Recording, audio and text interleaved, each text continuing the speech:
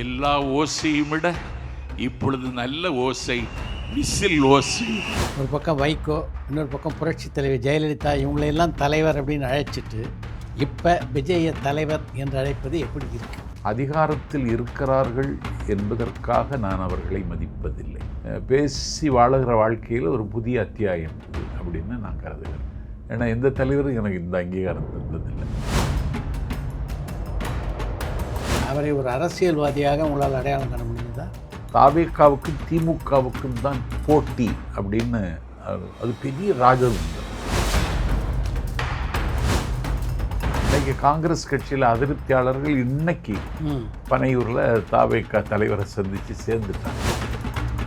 உங்களுடைய தலைவர் அதிகமாக வெளியில் வர்றதில்லை அப்படின்னு ஒரு விமர்சனம். ஆமாம், இல்லை எனக்கு இது ஆச்சரியம். தனித்து போட்டியிடுவது அப்படின்னு விஜய் எடுத்திருக்கிற இந்த முடிவு, அரசியல் எதிரி, கொள்கை எதிரி ரெண்டு பேரையும் எதிர்ப்பதில் நோ காம்ப்ரமைஸ்.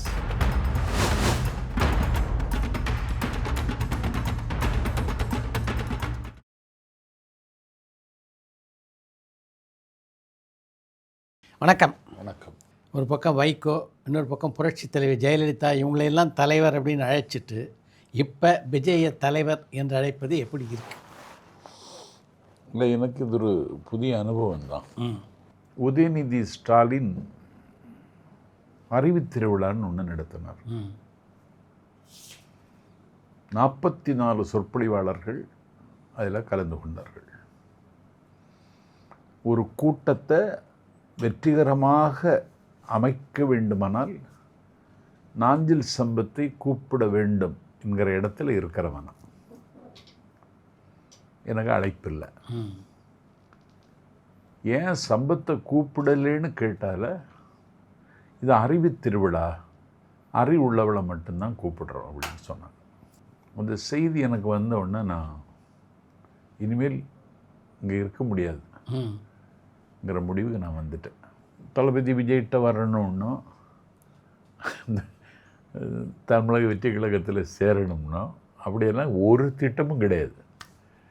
சரி, ஏதாவது இலக்கிய நிகழ்ச்சிகள் கிடச்சா பேசிட்டு அப்படி நாளை நகர்த்திடலாம், இனி என்ன எவ்வளோ நாள் இருக்க போகிறோம் அப்படின்னு சொல்லிட்டு முடிவெடுத்தேன். அப்போது தான் டிசம்பர் திங்கள் 1, 2, 3 நான் ஒரு ட்விட்டு போட்டேன். அதிகாரத்தில் இருக்கிறார்கள் என்பதற்காக நான் அவர்களை மதிப்பதில்லை. அதிகாரத்தில் இல்லாதவர்களை கூட நான் மதிப்பேன் அப்படின்னு ஒரு நாள் ஒரு ட்விட்டு போட்டேன். அதிகாரம் என்றைக்கும் நிலையானதல்ல. ஆற்றங்கரையின் மரமும் அரசரையை வீற்றிருந்த வாழ்வும் நிரந்தரமானதல்ல.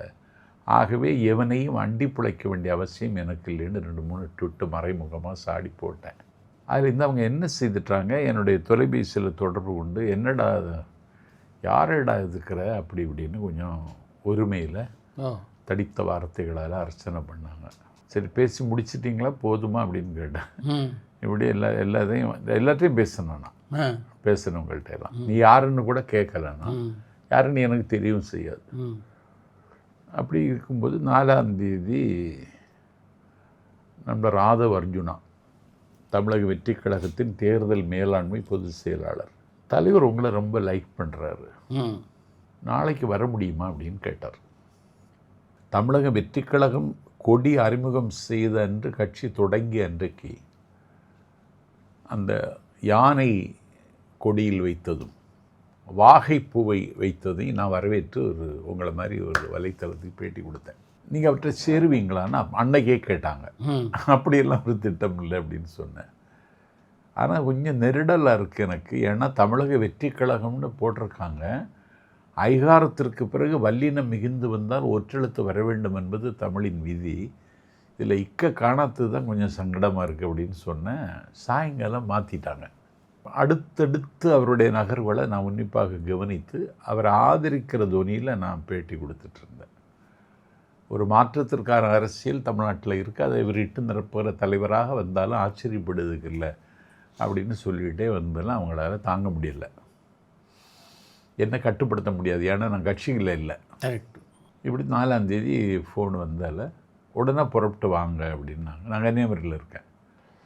உடனே புறப்பட்டு வந்து 5ஆந்தேதி சந்தித்தேன்.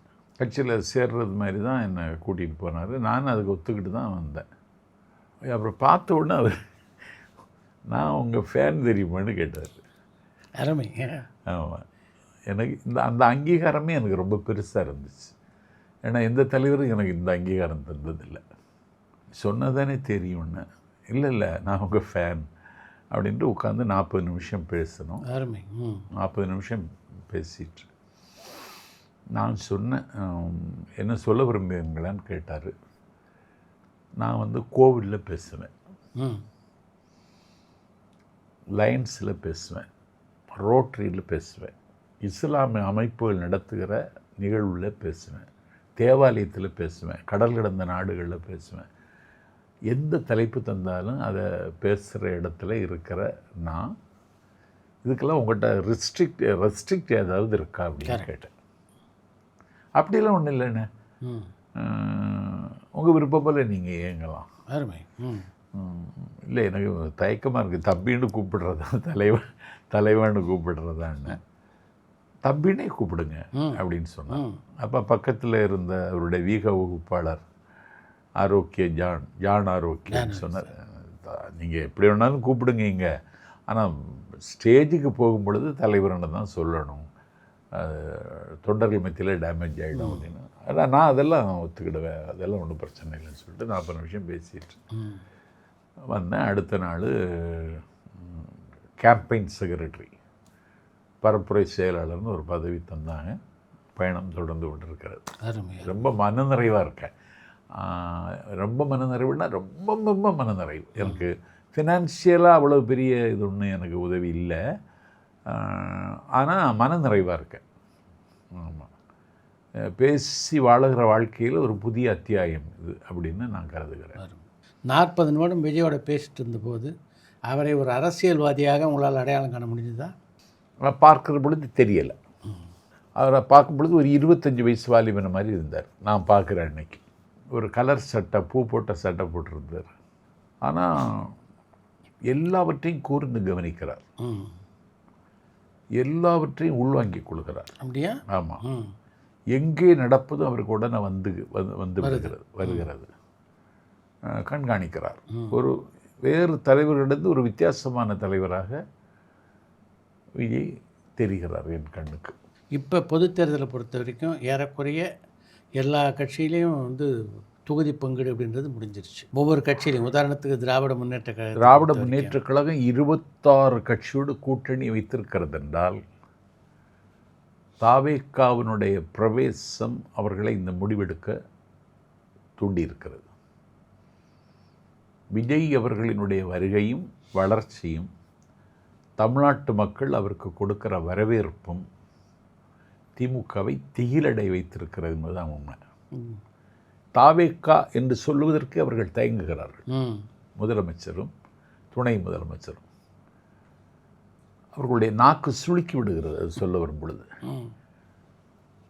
புதிய அடிமைகள்னு சொல்கிறார் உதயநிதி.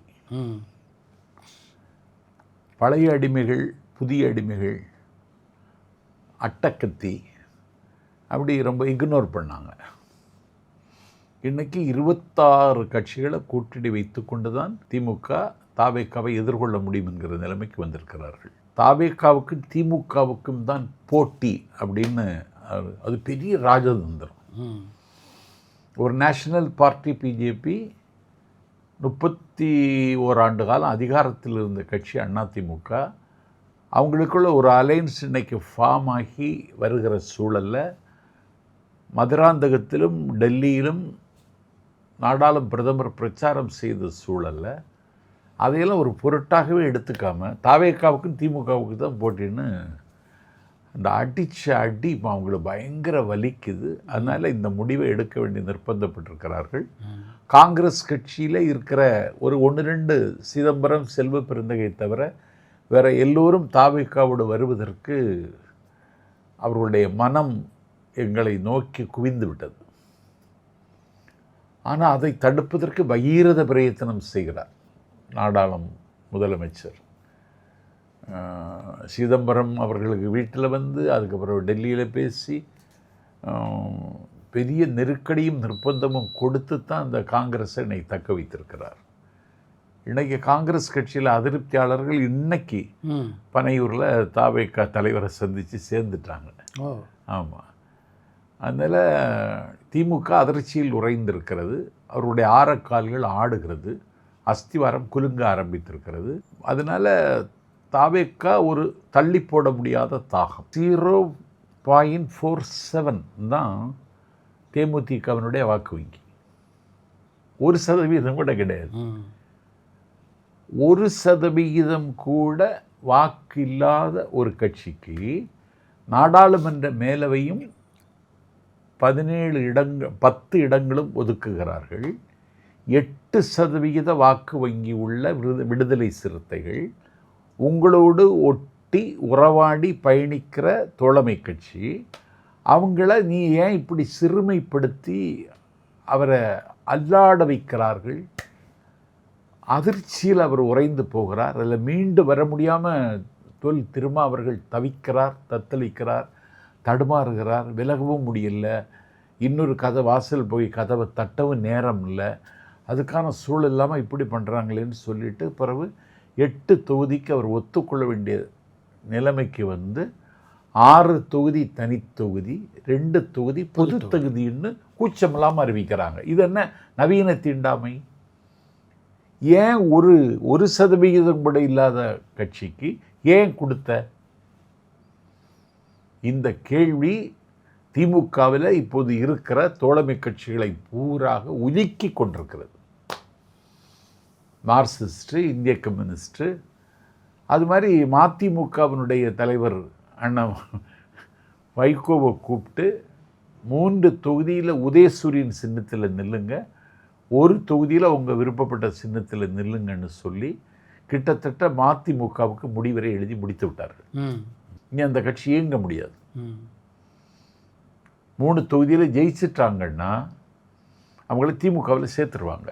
1 தொகுதியில் ஜெயிக்க விட மாட்டாங்க. இப்படி ஒரு கூட்டணி அமைஞ்சிருக்கு. அந்த கூட்டணியில் ஒரு பிரைட் இல்லை. நீங்கள் சொல்கிற இந்த பார்வை வைகோவுக்கு தெரியாதுன்னு நினைக்கிறீங்களா? வைகோவுக்கு தெரியுமா என்பதை விட அவர் ஏன் அடிபணிந்தார் என்பதற்கு என்ன காரணம்னு நான் யோசிக்கிறேன். எனக்கு இன்னும் சரியாகலை. ஏன் இந்த அம்மாவுக்கு இப்படி முக்கியத்துவம் கொடுத்தாங்க? ஏன்னா திமுக, அதிமுக தவிர்த்து தமிழ்நாட்டில் இன்னொரு சக்தி வரக்கூடாது என்பதில் 2 கட்சிகளும் அக்கறையோடு இருக்கும். அப்படி ஒரு கட்சியை தொடங்கினார் விஜயகாந்த். விளிம்பு நிலை மக்களுடைய ஆதரவை பெற்றார். ஒரு முதல் தேர்தலில் 8% ஆதரவு அவருக்கு வந்தது. அவருடைய வியர்வையில் விளைந்த வெள்ளிக்காசுகளை சேர்த்து அவர் கட்டி வைத்த கோயம்பேடு மாளிகையை டிஆர் பாலு ஒன்றிய அமைச்சராக இருந்த பொழுது மேம்பாலம் போடுவதற்கு இடையூறாக இருக்கிறது என்று உடைத்து நொறுக்கி அதில் உள்ளம் நொறுங்கி அதிலிருந்தே விஜயகாந்த் ஆரோக்கியமாக இல்லை. இன்றைக்கி அந்த கட்சி இந்த முடிவை எடுத்திருக்கிறதுனா இதுக்கு என்ன காரணம்? இதெல்லாம் பார்க்கிற பொழுது மக்கள் மத்தியில் இந்த கட்சி திமுகவை புறக்கணிக்க வேண்டும்ங்கிற முடிவுக்கு வந்துட்டாங்க மக்கள். இன்றைக்கி இவ்வளவு பெரிய கூட்டணி சேர்ந்தால் ஜெயிக்கும்னு சொல்லி அண்ணன் ஸ்டாலின் நம்புகிறார். வெற்றி பெறுவதற்கான வாய்ப்பு இல்லை. இப்போ மக்கள் நீதி மையத்தை பொறுத்த வரைக்கும் டார்ச் லைட் சின்னத்தில் போட்டியிட வாய்ப்பு இல்லை அப்படின்றதுனால அங்கேருந்து விலகினாங்க அப்படி இல்லை. அவருக்கு அறிக்கை நேற்று நீங்கள் பார்த்தீங்கன்னா தனி உதயசூரியன் சின்னத்தில் நிற்க சொன்னதால் தான் நான் இந்த முடிவெடுத்தேன். ஆமாம் அப்படின்னு வெளிப்படையாக சொல்லிட்டார். இதை கமலஹாசன் சொன்னதற்கு பிறகு ஒரு உலக நாயகன், என்னுடைய தமிழ் சினிமாவிற்கு நாளைக்கு ஒரு உலக அங்கீகாரம் கிடைக்குமானால் அதை வாங்கி தருகிற கலைஞன் என்று தமிழ்நாட்டு மக்கள் இன்னும் நம்புகிற கமலஹாசன் ஒரு பெரிய பர்சனாலிட்டி, ஒரு செலிபிரிட்டி. இன்னும் கேட்டால் ஸ்டாலினை விட வெளிச்சம் உள்ளவர். இனி அதிகாரத்தில் இருக்கிறதுனால உனக்கு வெளிச்சம், அதிகாரத்தில் இல்லாட்டாலும் கமலஹாசனுடைய வெளிச்சத்தை யாரும் மறைக்க முடியாது.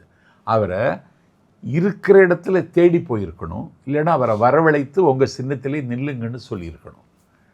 அந்த பண்பு கூட ஸ்டாலின் இன்னைக்கு இல்லை. இப்போ அந்த திருமாவளவனுடைய கோரிக்கை ஏற்கப்பட வாய்ப்பு இருக்கா? செய்ய மாட்டார். திருமாவளவன் சொல்லி நான் கேட்கணுமா? ஏன்னா திருமாவளவனே டேமேஜ் பண்ணிட்டார்ல.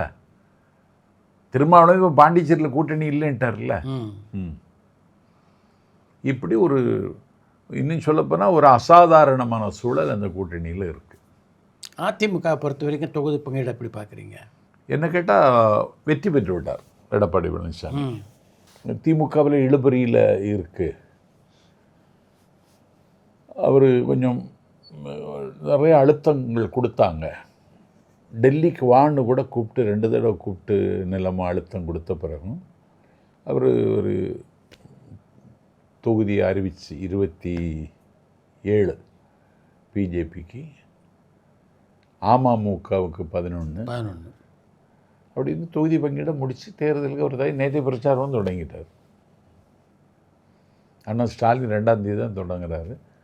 எங்கள் தலைவர் நாளை மறுநாள் தொடங்குறார். உங்கள் கட்சி தலைவர் பொறுத்த வரைக்கும் உங்களுடைய தலைவர் அதிகமாக வெளியில் வர்றதில்லை அப்படின்னு ஒரு விமர்சனம். ஆமாம். அதுக்கு பல பேர் சொல்கிறாங்க பாதுகாப்பு காரணமாக தான் வரல அப்படின்னு. இப்போ பார்த்தீங்கன்னா புரட்சித் தலைவர் எம்ஜிஆர் விஜயை காட்டிலும் அதிகமான புகழும் செல்வாக்கும் உடையவர். சூப்பர் ஸ்டார் ரஜினிகாந்த் பார்த்திங்கன்னா அந்த அளவுக்கு ஒரு புகழும் செல்வாக்கும் உடையவர். இவங்களாம் சர்வசாதாரணமாக வெளியில் வரும்போது விஜயால் மட்டும் முடியல அப்படின்றது சரியான வாதமா? இல்லை, எனக்கு இது ஆச்சரியம். ஏன்னா நான் பல தலைவர்களை பார்த்துருக்கேன், பழகியிருக்கேன். ஒரு 4 நாளைக்கு முன்னாடி வாய்ஸ் ஆஃப் காமன்ஸ் நந்தனத்தில் தேவர் சிலைக்கு அருகில் எங்கள் வார் ரூம் அங்கே தான். ஆமாம். அங்கே சத்தம் இல்லாமல் காரில் இறங்கி மேலே வந்துட்டார். பாதுகாப்பு அதிகாரிகள் கூட்டிகிட்டு வந்துட்டாங்க. எல்லாத்தையும் டிஸ்கஸ் பண்ணி விவாதித்து தொகுதிகள் 6 அப்படின்லாம் பேசி ரொம்ப ஒரு 3 மணி நேரம் உட்காந்துருந்தார். இவர் வந்ததே யாருக்கும் தெரியாதுன்னு நினச்சிட்டு இருந்தோம். அப்புறம் இறங்கி போகிறதுக்கு கீழே லெஃப்டில் இறங்குறாரு. அந்த வளாகம் முழுவதும் கூட்டம், எல்லாரும் வாலிபர்கள். எம்ஜிஆருக்கு இப்படி வந்தது மாதிரி எனக்கு தெரியலை. எல்லாரும் வாலிபர்கள். அவங்ககிட்ட இருந்து மீண்டு அவரை காரில் ஏற்றுறதுக்கு பாதுகாப்பு அதிகாரிகள் படாத பாடுபட்டுட்டாங்க. இப்படி ஒரு அபேண்டன் த மாஸ்ம்பாங்க இங்கிலீஷில். அது அவருக்கு கை கொடுக்கிறது என்பதை விட அவரை கவலையடைய செய்கிறது. அவர் எங்கேயும் போக முடியாது. டெல்லிக்கு போனால் சிபிஐ அலுவலகத்திலிருந்து வெளியே வரும்பொழுது அங்கே ஒரு பெரிய கூட்டம் காத்திருக்கிறது. ஒரு இளைஞர்களினுடைய வசீகரிக்கிற ஒரு தலைவனாக ஒரு புதிய அவதாரம் எடுத்திருப்பாங்கன்னு நான் பார்க்குறேன். சரி, அவருக்கு இருக்கு ஸ்டார்ன்னு வச்சுக்கிடுங்களேன். நாஞ்சில் சம்பந்தனா கரூரில் 80 அடி சாலையில் கூட்டம். தலைவர்களுக்கு மட்டும்தான் அந்த இடத்துல மேடை போடுவாங்க. எனக்கு மேடை போட்டாங்க. கண்ணுக்கு எட்டிய தூரம் வரைக்கும் கூட்டம். அது பயங்கர நிபந்தனை. தலைவருக்கு 82 நிபந்தனை.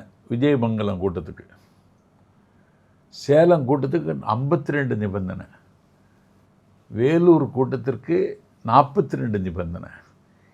ஏன் கரூர் கூட்டத்துக்கு ஆம்புலன்ஸ் வேணும், ஒரு மினி மெடிக்கல் சென்டர் வேணும், இப்படியெல்லாம் நிபந்தனை விதித்து தான் கூட்டம் நடந்துச்சு. என்னுடைய 39 ஆண்டு கால பயணத்தில் நான் இதுவரைக்கும் திலகர் திடலில் பேசினதில்லை. ஏன்னா அந்த இடத்துல எனக்கு மேடை போட்டதில்லை. இப்போ அந்த மாவட்ட செயலாளர் அவன் விஜயனுடைய தீவிர ரசிகர். அவர் பர்வேஷ் முகமது வைரம் சின்னத்தில் மாநகராட்சி தேர்தலில் நின்று விஜய் படத்தை காட்டி ஜெயிச்சார். அவர் திலகர் திடலில் கூட்டம் போடுறாரு. நான் கேட்டேன், என்னது இது, தலைவர்கள் பேசுகிற இடத்துல போட்டிருக்கு பாரு, இந்த பாருங்கன்னாரு. திலகர் திடலே பொங்கி வழிந்து வலது பக்கம் இருக்கிற சாலை முழுவதும் ஆக்கிரமித்து கொண்டு ஒரு கூட்டம் இருக்கிறது. நான் பேசுகிறேன், ஆரவாரத்துக்கு மத்தியிலும் ஆர்ப்பாட்டத்துக்கு மத்தியிலும் பேசுகிறேன். அருமை. அப்போ ஒரு க்ரௌடு புல்லர் லீடராகவும் கட்சியாகவும் தாவேக்கா உருமாறி இருக்கிறது. இது தமிழ்நாட்டு அரசியல் வரலாற்றில் யாருக்கும் யாரும் சாதிக்காத சாதனை இது. தனித்து போட்டியிடுவது அப்படின்னு விஜய் எடுத்திருக்கிற இந்த முடிவு சரியானது அப்படின்னு நினைக்கிறீங்களா உங்களுடைய அரசியல் அனுபவத்தின் துணையோடு? இல்லை, ஆட்சியில் பங்கு அதிகாரத்தில் பங்குன்னு அறிவிச்சிட்டார். அப்பொழுதே அந்த பொலிட்டிக்கல் பாம்பு காங்கிரஸுக்குள்ளே வெடிக்க ஆரம்பிச்சிடுச்சு, கம்யூனிஸ்டுகளுக்குள்ளேயும் வெடிக்க ஆரம்பிச்சிடுச்சு. ஒரு எங்களோடு காதல் மாதிரி பல கட்சிகளுக்கு அந்த பசியும் தாகமும் வந்து விட்டது. ஆனால் ஒரு அண்ணன் ஸ்டாலின் தன்னுடைய அதிகாரத்தை தாண்டி சாம வேத தான தண்ட எல்லா முறையும் பயன்படுத்தி தான் அதையெல்லாம் தடுத்து நிறுத்தினார். தடுத்து நிறுத்துகிறாங்கன்னு விஜய்க்கு தெரியும். சரி, காலம் எந்த முடிவெடுக்க பார்த்துக்கலாம் அப்படின்னு சொல்லி மார்ச் 7ஆம் தேதி இப்தார் விருந்துக்கன்றைக்கு அறிவிச்சிட்டார். 234 தொகுதியிலும் தனித்து போட்டி, அரசியல் எதிரி கொள்கை எதிரி 2 பேரையும் எதிர்ப்பதில் நோ காம்ப்ரமைஸ், முன்வைத்த காலை பின்வைக்கிற பழக்கம் எனக்கு இல்லைன்னு அறிவிச்சிட்டார். அதுக்கப்புறம் அவருக்கு இன்னும் மரியாதை கூடியிருக்கு. இப்போ நீங்கள் ஒரு கட்சியை சார்ந்து இருக்கிறதுனால நிச்சயமாக விஜய் முதலமைச்சராவார், அரசு கட்சியில் அமைவார் அப்படின்னு நினைக்கலாம். பட் பொதுவாக விமர்சகர்கள் மத்தியில் என்ன இருக்குன்னா, ஸ்டாலின் அவர்களை பொறுத்தவரையில் மிகவும் ஸ்ட்ராங்கான வலுவான ஒரு கூட்டணி அமைஞ்சிருக்கு. அதனால் நிச்சயமாக அடுத்த முறை அவர் தான் ஆட்சி அமைக்க வாய்ப்பு இருக்குது அப்படின்றது தான் பொதுவான விமர்சனம். அப்படிப்பட்ட ஒரு நிலை வரும்போது அடுத்து என்ன மாதிரியான முடிவை விஜய் எடுக்க வேண்டியிருக்கும்? ஸ்டாலின் ஆட்சிக்கு வருவார்னு நான் நம்பலை, நடக்கவும் செய்யாது. அதுதான் சொல்லிட்டேன் நான். நீங்கள் ஒரு கட்சியை சார்ந்திருப்பதனால அப்படி ஒரு வாதம் தான் உங்ககிட்ட வரும். 2வது முறையாக திமுக ஆட்சிக்கு வந்ததே இல்லை. ஜெயலலிதாவுக்கு இருந்த துணிச்சலும் ஆளுமையும் அண்ணன் ஸ்டாலின் நீங்கள் எதிர்பார்க்க முடியாது. 5 வருடம் அதிகாரத்தில் இருந்த ஒரு கட்சி 234 தொகுதிகளிலும் தனித்து நின்று வென்று 2வது முறை அவங்க ஆட்சியை பிடிச்சாங்க. இன்றைக்கி 26 கட்சியை தூக்கி சுமக்க வேண்டிய நிலைமைக்கு அவர் ஆளாகி இருக்கிறார். நீங்கள் சொன்னது மாதிரி அவர் நாளைக்கு அதிகாரத்திற்கு வந்து விட்டார் அப்படின்னு சொன்னால் அதற்கு பிறகு அடுத்த கட்ட நகர்வு திமுகவில் இன்னும் தீவிரமாக எதிர்க்கிற, கூர்மையாக எதிர்க்கிற இடத்துக்கு அவர் வந்து ஆக வேண்டும். அது வரலாற்று கட்டாயம். அந்த கட்டாயத்திலேருந்து அவர் தாண்ட முடியாது. ஏன்னா நான் இனிமேல் திரை உலகம் தான் மறந்துட்டேன், இதுதான் என்னுடைய கடைசி படம், இது ஒரு நீண்டகால பயணம்னு முடிவெடுத்துட்டு தான் வந்திருக்கேன்னு சொன்னார். அதை அவர் எதிர்கொள்வார். நாளுக்கு நாள் அவருக்கு அந்த பேச்சிலையும் ஒரு மெச்சூர்டு வருது, பேச்சிலையும் மாற்றம் தெரிகிறது. ஒரு அந்த அந்த தமிழ்நாட்டில் ஏதாவது செய்து தீரணுங்கிற ஒரு அந்த தலைவர்களுக்கு இருக்கிற அந்த கனவு அவருக்கு வந்திருக்கு. என்னென்ன மாற்றங்களை எல்லாம் விஜய் கொண்டு வர வாய்ப்பு இருக்குது அப்படின்னு சொல்லி ஓட்டு கேட்க போகிறீங்க? போதையில் புதைந்து கொண்டிருக்கிறார்கள் தமிழர்கள்.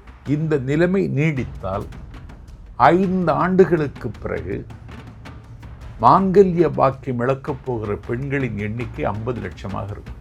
துரோகிகளையே வரிசைப்படுத்தினா முதல் இடத்துக்கு வர்றான் இப்போ எடப்பாடி பழனிசாமி. இன்றைக்கு விஜயை பொறுத்த வரைக்கும் அவருடைய தனிப்பட்ட வாழ்க்கை கூட விமர்சனத்துக்குள்ளாக இருக்குது. இதெல்லாம் அவருடைய அரசியல் வாழ்க்கைக்கு பாதிப்பு ஏற்படுத்தணும்னு நினைக்கிறீங்களா? இல்லை, பாதிப்பு